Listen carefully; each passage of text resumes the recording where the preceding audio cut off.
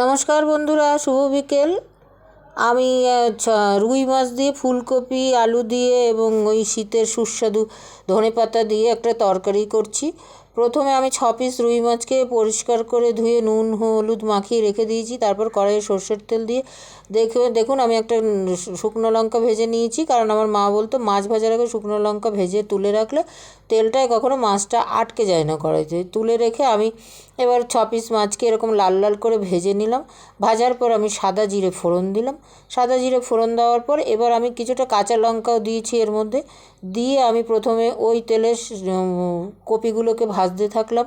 ভাজা হয়ে গেল, তারপরে আমি আলু টমেটো দিয়ে কিছুটা গ্রেট করা আদা দিয়েছি, দিয়ে আমি ভাজলাম। এরকম ভাজতে ভাজতে তখন নুন হলুদটা দিয়ে দিয়েছি।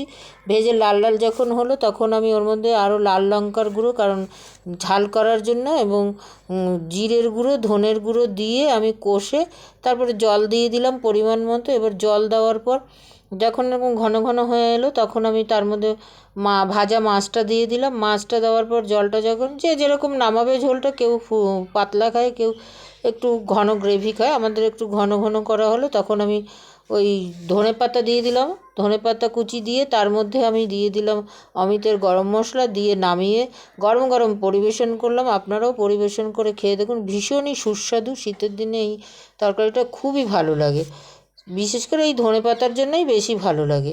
ভাতের সাথে খুবই সুন্দর দুপুরের রেসিপি। আপনারা করে খান এবং সকলকে করে খাইয়ে আমাকে একটু কমেন্টে জানাবেন কেমন লাগলো বন্ধুরা আপনাদের। তাহলে আমার চ্যানেলটা একটু সাবস্ক্রাইব করবেন, শেয়ার করবেন, কমেন্ট করবেন। আপনারা আমাকে অনেক ভালোবাসা দিচ্ছেন, আপনাদের জন্যই আমি এত দূর এগিয়ে এসেছি। ঠিক আছে, আপনারা ভালো থাকুন, সুস্থ থাকুন।